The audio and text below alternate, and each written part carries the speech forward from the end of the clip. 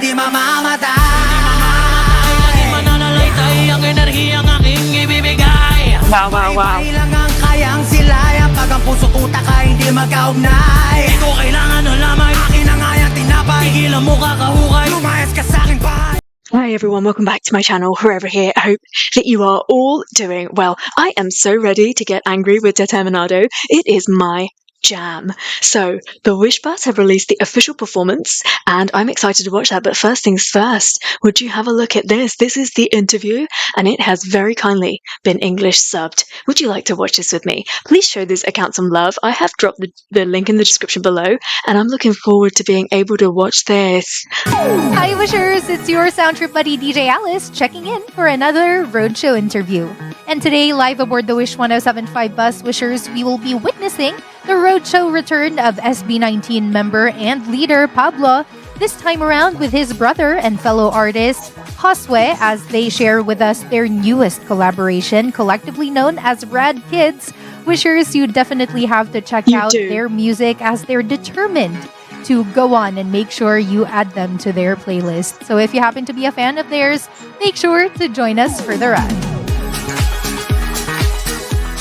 And we are back on the Roadshow on Wish 1075 Live. Hello to all of you.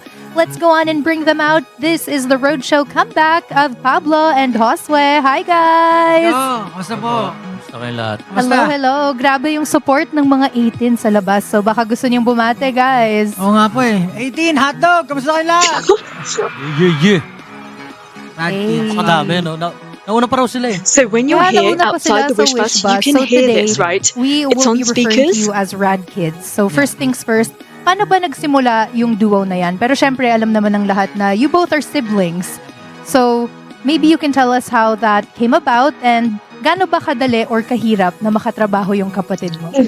Yung Rad Kids po actually, parang ano po yan eh, nung hindi pa po ako nag-start maggawa ng music. Parang, nung pinaplano ko pa lang lahat, parang Rad Kid lang po siya. Yun po sana yung magiging artist name ko.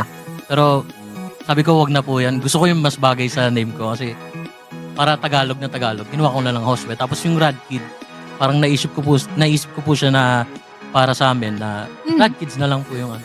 If ever na meron kaming ano. Na collective na siya. Opo, collective. Actually, hindi lang po siya music eh. It's parang encompassing a lot of things eh. Meron din pong artist, graphic, design, and all.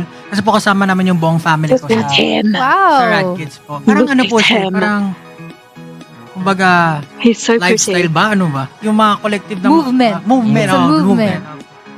Interesting. Solid. So, family affair pala ang Rad Kids. And speaking of the rest of your family, supportive ang parents. They're Oh. actually here watching you guys. Supportive and Actually, proud. nagulat nga po nandito sila.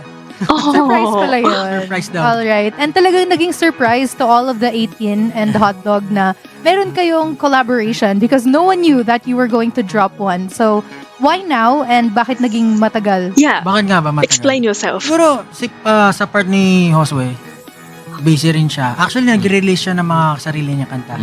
Pero for the longest time, siguro, na-enjoy ko naman yung working with all the members ng His face. SB19. Siguro, mahigit 5 taon, kasi syempre kasama yung training days. Tapos yung 5 taon na magkakasama kami, natutuwa naman ako sa mga ginagawa namin. Pero siguro ngayong taon, parang sabi ko, it's overdue na eh. Parang, ito na yung parang oras para ipakita kung sino ko. Bigyan ko naman ng time yung sarili ko na ipadinig sa mga tao yung mga awitin ko. Kasi marami rin akong gustong sabihin. Apart from the story that I'm in with SB19, with my brothers, meron din akong sariling storya na gusto kong And we pahatid can't sa wait mga to tao hear na all of it. nakikiisa, sa mga taga-suporta ko. Kaya, yun po. True that. And sonically, gaano ba kaiba, or how different is Pablo, the think he's SB19 really member, different. and Pablo as a solo act with Rad Kids? So, totoo lang po, I think think wala there namang is. pinagkaiba. Bukod sa 5 kami, pag sa SB19, this time, ako lang po. Yung storya ko, syempre, yung magdadrive naman ng tunog ng music is yung story na gusto ko sabihin. So, hindi naman po siya bound ng any genre na ito lang o ito lang. Kapag ano yung na-feel ko dun sa storya ko, yun po yung ipapahati ko. Whatever And I yun want din yung to put my mararamdaman ng tao feelings sa to. instrumentation, pagdating sa lyrics, ganyan. So, yun po. Josue, for you, gaano ba kaiba rin yung pagtatrabaho mo with SB19 and with Pablo kapag Rad Kids kayo? Siguro same lang din po kasi wala naman po siyang, parang wala pong kinikilingan na genre. Kumbaga, Deep words. kung ano po yung nafe-feel that moment na nagagawa, yun po yung gagawin namin. So, parang same lang din. True that. How about naman for the vision for, of course, Pablo and Rad Kids? Kasi alam naman ng lahat, you're the visionary when it comes to the group. So for this naman, for your solo endeavor, what is, the overall goal? So, ako po kasi, yun nga, katulad na nabanggit nyo, movement siya. Parang, it's an ideology na gusto kong tumatak or ma-instill sa mga tao. Kahit di na nila maalala si Pablo. Pero pag nadidinig nila yung mga kanta ko, yung awitin ko, parang daladan nila yung lakas ng loob. Yung, di ba, kinento ko yung journey ko through my music. Gusto ko, pag nakikinig sila nun, napupulot nila yung kung may learnings man na natutunan, lalakas yung loob nila, kung may mga gusto nang gawin sa buhay, yung mga pinagdaan ko, yung mga mistakes ko, matuto sila doon kahit di pa nila naranasan. So, yun lang talaga, yung parang tumatak yung mga salita na sinasabi ko and magbigay ng lakas ng loob sa kanila na gawin, pursue yung mga bagay na gusto nilang gawin sa buhay. Kasi He's really yun, motivational. yun na yung fulfillment na meron ka as an artist na yung makita mo na yung mga awitin mo, talagang sinasapuso ng mga tao, talagang nabubuhayan sila or parang nagiging inspirasyon nila pagdating sa mga kanya-kanya lang buhay. Very beautifully put right there. So music para maging mas determinado. Yung mga makikinig. Musika lang aking bisyo, ano tatanging ang bisyo. Kahit anong mga opinion, hindi malilipon. Lahat din sa sakripisyo, hindi kailangan ang bisyo. Na kahit na sino, ito na nga aking pagsibol. And I know with that same fire, determined kayo to achieve so many goals this 2024. So guys, please tell us what to expect from you this year. Yeah, tell us. Napakadaming i-expect para sa taon na to. Sabi ko nga kanina, taon to ni Pablo. Yun lang masabi ko. Parang, Is it? sabi ko sa sarili ko, taon mo to, kailangan pukpukan. Suntok lang na suntok, ganon. Tsaka, madami talaga silang abangan kasi hindi lang pagdating sa musika yung gusto ko ipakita. Gusto ko ipakita kung ano yung nangyayari behind everything that I do. Yes. And yung matagal na hinihintay na ng mga hotdog, Yes, please. mga tao na sumusuporta sa akin, makikita nila kung sino talaga si Pablo. I am so excited. Walang halong hechos. Ganon. There you go. Spoiled na spoiled To be honest, we've always seen the real Pablo anyway, but that makes me so excited. ng mga hotdog. And for you, Josue? Pahingi lang po sana isang araw sa taon niya. Hindi po, ganun din po. Sana po makapaglabas ng EP this year kasi last year parang So isang song lang basically, din yung Pablo's going to release an EP Pero this year. Actually, marami pong He's just spoiled that. ready na songs. Pero hopefully this year po matapos po sila lahat. There you have it. So, i-manifest natin yan. Live on board the Wish 107.5 bus. And I know with the support of the Hotdog and 18, alam kong kayang-kaya nyo yan maabot this year. So, any message na lang for everyone, not just here, but those listening from their own homes, their phones, and online. Go, guys! Maraming salamat po sa mga sumusuporta sa amin, pati sa kuya ko. Pati sa mga alagad, shoutout sa inyo, kamusta kayong lahat? Yun lang po. Thank you. Ako rin, maraming salamat sa inyo. Ito na yung matagal na hinihintay natin. Ito rin yung parang pasensya ko sa sarili ko. Pasensya na. Yes. Ngayon, taon mo na. Yes, Maraming yes, salamat sa pagsuporta, yes. sa pag-antabay nyo sa akin Don't kahit laugh, na Josue. matagal nyo na itong hinintay. 5 taon. Ito na, si Pablo. Maraming salamat. And that's a wrap. That was a very overdue apology, and I believe every word that he says. I think that he's a man of his word, and we're gonna see it this year. We are already getting to see it, and I think that obviously A Color is out, Determinado is out. What next? Something is about to happen. I truly think that SB19 might even drop their new EP at some point this year.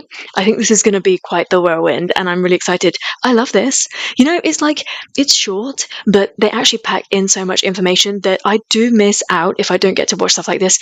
So I am so grateful. Now, it's on to the main event. This is my song.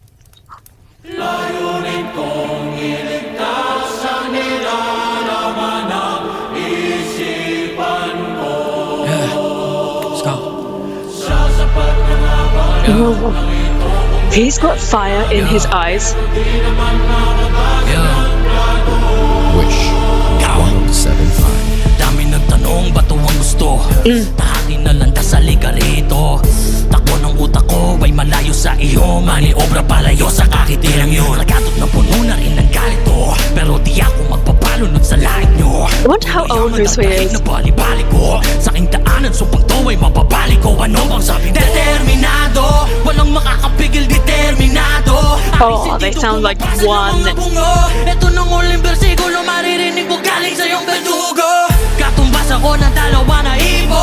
Bawat sutok ay may bigat na Even their mannerisms are similar. Hindi ako mahibo. Pag nag-dem si Rod, bilang mo'y sa anino. Musika lang ang ibisyo, wala natanging ambisyo. Kahit ano mong opinion, hindi malilipo. It's an eruption. Hindi kailangan ang abiso, na kahit na sino, ito ng aking pagsibol.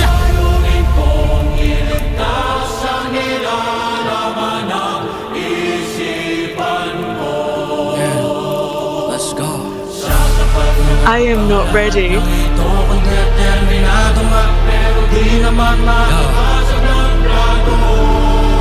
Yeah, di ako isang anito. Ako'y di hamak lang na isang mortal na napagito. Wow. Ako'y ko immortal, di halin tulad sa palito. Nagpapalito ng anyo pag nakapagpasa gulo. Mga pabibo panigurado, matutos na tsaka sunog sa kinakuha ang promedios ng musika. Tapos ka, nagliliyab mga ako agad magigising ka kapag sinindihan ko pa. Don't you drop the beat, you can never take the heat. Determinado.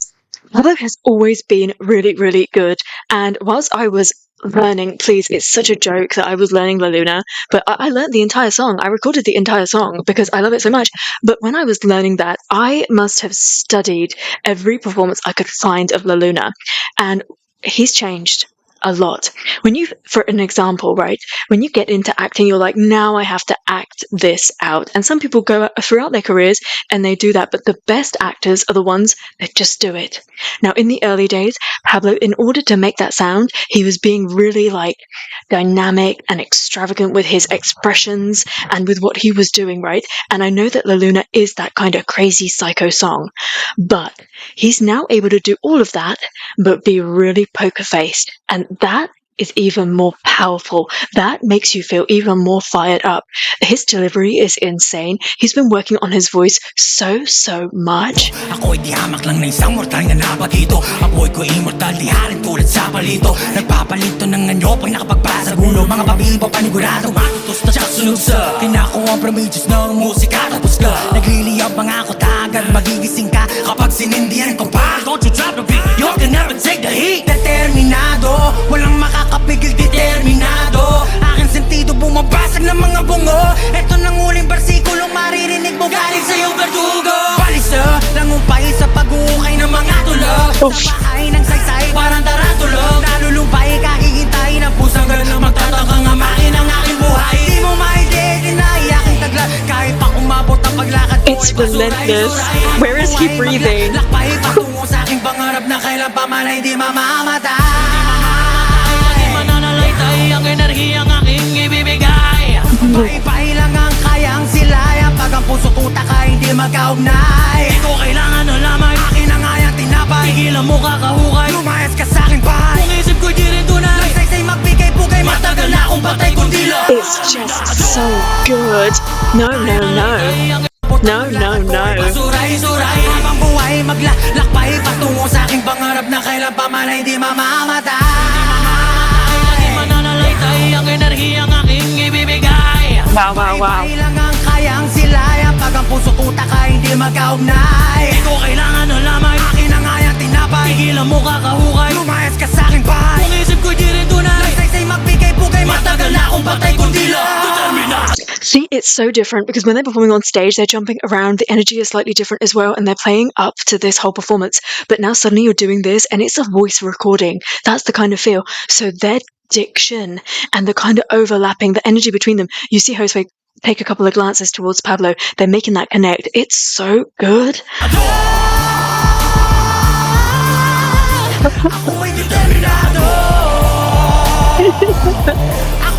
Josue is killer for that.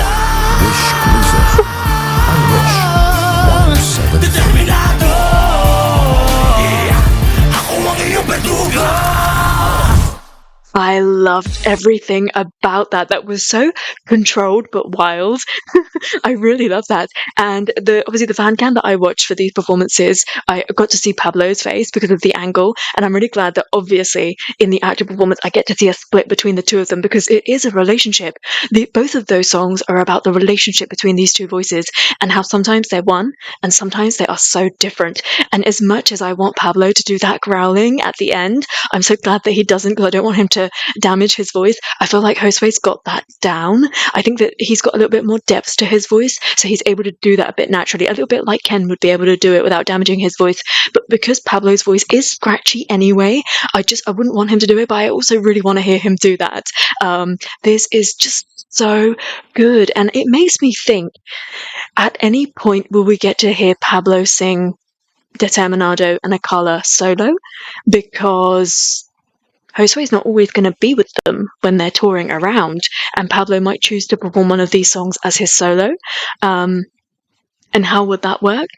That would be really, really interesting. But I just love everything about their connect, the way that, like, I just don't know. This is just such a monster of a track, don't you think? It's killer. It's just so, so killer.